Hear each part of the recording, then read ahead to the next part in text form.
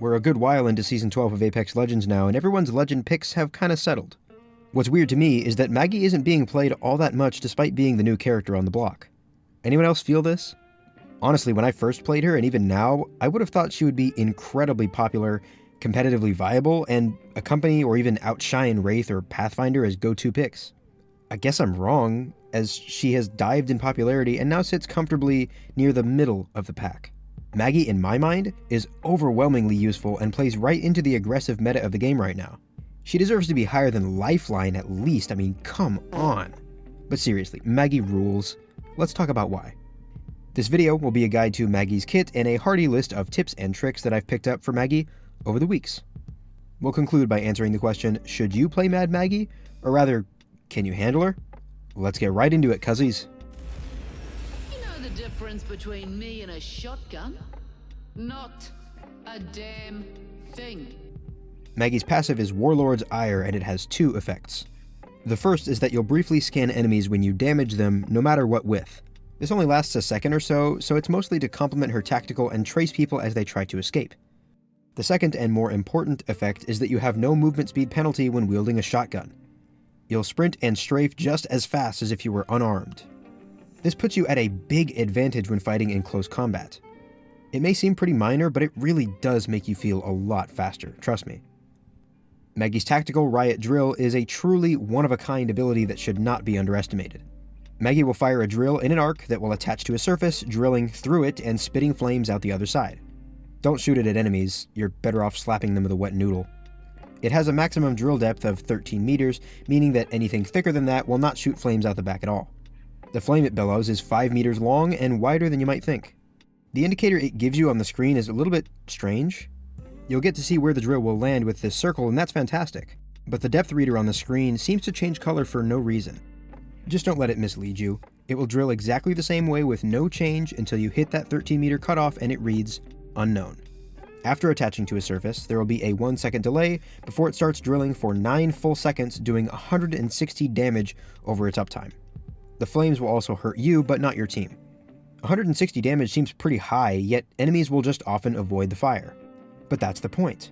What the drill is best at is forcing enemies into or out of cover, buying precious time for yourself, or creating favorable 1v1 scenarios for you.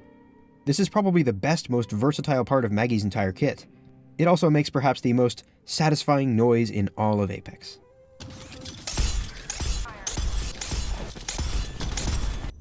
You fellas know the drill?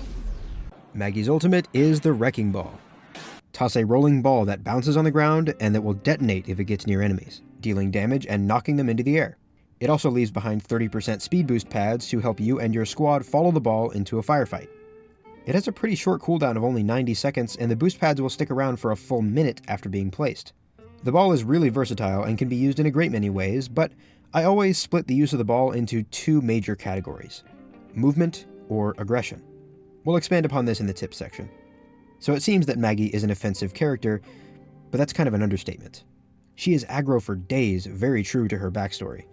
She specializes in manipulating enemy positioning and making fast, punishing ambushes, abusing shotguns the whole game through. Now we can get a bit more specific on how to maximize the potential Maggie has. If you utilize these tricks, and maybe even discover a few of your own, I seriously think Maggie has a spot in the top 5 legends in the game. On to tips, starting with Warlord's Ire. The short scan feature pairs very well with her tactical, since it'll confirm a hit not only with damage, but with a brief view of enemy movement behind the cover that you drill. The brief scan is yet another counter to Bangalore Smoke, as you can shoot wildly into it until you hit an enemy once, and then unload into them once you've got them scanned. The rhythm of a shotgun works naturally well here. Hit at least one pellet on an enemy in smoke, and you'll know where to send your next shot. Speaking of shotties, while running Maggie, you pretty much always want to run a shotgun. You clearly aren't required to, but she just functions best with a boomstick in hand. So pick your favorite and go nuts. Consider willingly using the Mozambique for the first time ever, too. She moves faster while aiming down sights with this pistol than any other gun on any other legend. Your strafe will be out of this world with this combo. Slap hammer points on a beak and shieldless enemies are going to fall to pieces. Maggie's personal favorite weapon is the Mastiff, and this just makes sense mechanically too. Her increased strafe and ire vision just fit the rhythm of this gun so well. But if you're a die-hard Peacekeeper person, by all means, keep hitting those 99s, my friend. or 9s, I guess. The EVA 8 is pretty doo-doo this season, but if you really like the pace of it, go for it, dude. One final thing, because of her increased strafe speed, enemies might be thrown off tracking you, similar to the effect Stim has. This is all well and good, but the small speed buff also means you'll have to practice flicking with shotguns at this increased pace. Spend some time in firing range mastering point-blank shotgun battles. Now let's get to the drill. Let's actually break this down how I did earlier. 1. Forcing enemies in or out of cover. 2. Buying precious time. And 3. Creating favorable 1v1 scenarios. Let's start with forcing enemies from cover. In a very basic situation, drilling a Gibby bubble, for example, will force enemies to back into one side of it or evacuate it entirely. Drilling cover you know the enemy is hiding behind will force them to stop healing or die in the flames. Drill being one-handed is especially useful on Maggie because you can better aim longer range drills. If someone is hiding behind a rock and peeking you intermittently to take shots, drill that thing.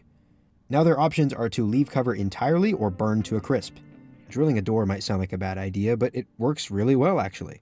It will damage and eventually break the door, but it sticks for a while, and will even swing with it. This can make for some interesting interactions.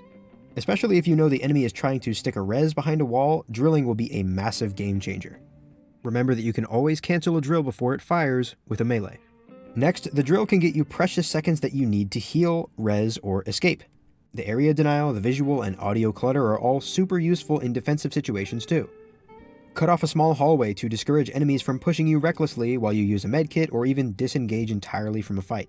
Those 9 seconds could be crucial to your survival, so take full advantage of them while still being cognizant that the enemy may push you anyway. Finally, you can create extremely favorable 1v1s with the drill. Imagine a corner that you and the enemy are both peeking each other from. Drilling the wall just out of sight of the corner will force the enemy to either retreat entirely or ape you despite their resources. Or they can just tank the damage and basically guarantee their death. Drilling an area that isolates two enemies from one another is super effective for fighting multiple players at once. You can even drill a death box that you're fighting around to create a little floor is lava minigame. Speaking of which, drilling the ground doesn't really do much, but if someone is standing right on top of it, they will take damage. A weird way to kill downed enemies through their knockdown shields, I guess? As Maggie, you have the ability to deny cover to enemies in a way that no other character has access to. Maybe players will adapt to this over time, but for the moment, it feels like it catches even the best players off guard when they get drilled through a wall. And if you do it in just the right scenario, it's basically unavoidable. Now on to the Wrecking Ball. As previously stated, I usually justify using these in 2 ways, movement and aggression. Sometimes both, but you always want to have a purpose when throwing the Wrecking Ball. Well, most of the time. We'll get to that. To start with movement purposes, just chucking this thing when you want to traverse the map faster is totally cool. It's on a short cooldown, so just do it, especially if you're outside the ring and need to get in quickly. Using the Wrecking Ball to retreat obviously helps, but watch out since the enemy might just follow you with that same speed boost. Keep in mind that the boost pads will not stack with other speed boosts like Octane Stim, so encourage your friendly squadmate to save his kale juice. To understand the physics of the ball, imagine it constantly spinning forward very fast. Kind of like when you spin a basketball and it flies off and it hits the ground. Or like spinnies in Foursquare. I miss recess. This means it will travel uphill at the same speed as flat ground, and continue forward unless it bounces off an object. It will bounce in a pretty normal way, most of the time. One more thing to note here is that using a speed boost pad will make an audible sound for your enemies, and a rather annoyingly loud in your own ears. This makes it really hard to hear enemy movement, so be careful not to accidentally deafen yourself in a crucial moment. At the intersection of movement and aggression, you can throw a ball from a distance into a fight to start it off with a bang. The ball will bounce 9 times and travel about this far if it doesn't hit any speed bumps along the way. The ball will detonate shortly after coming close to an enemy and will deal scalable damage based on how close it is to them when it hits. The maximum damage it can deal is 20. If either enemies or you are hit by the explosion, you'll get a similar effect to crossing a Watson fence. Slowed, vision blurred, and aim sensitivity dropped. Opening a fight like this leaves a hit enemy almost defenseless for a few seconds. Onto openly aggressive options for Wrecking Ball. Teams that are bunched up, especially indoors, can really take a beating if you chuck a ball inside. It'll cause absolute chaos and is a great initiator if you need to take that valuable indoor real estate. A Wrecking Ball will also bash straight through doors, so just keep that in the back of your mind. Now might be a good time to mention that Wrecking Ball does bounce off of enemies and teammates too, so watch where you chuck this thing. Sometimes your friendly fuse will just waltz right in front of you and ruin your perfect 300. Oh, and so does the drill, by the way. Teammates suck. And finally, if you're in a fight that isn't going your way, you can just panic throw a ball at the enemy. This wins you fights more than you might think. Sometimes you don't need a plan, just naked aggression and channeled stupidity. Wrecking Ball is just fun. That's really the long and short of it. It's fun and unpredictable.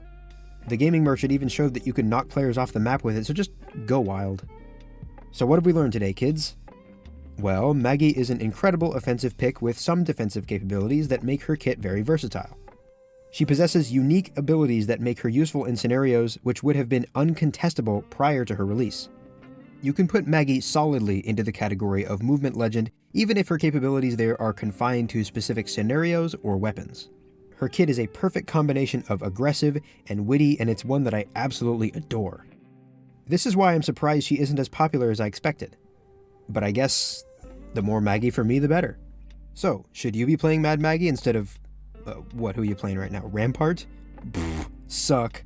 Kidding, but seriously, play Maggie if you want a great third to accompany two similarly aggressive legends. Play Maggie if you love outsmarting opponents and stealing away their one true savior, cover. Play Maggie if you love shotguns. Play Maggie if you want to feel like a warlord. That's going to do it for this video. Thank you for watching. Leave a like if you liked it, subscribe for more Apex content, and I will see you in the next one.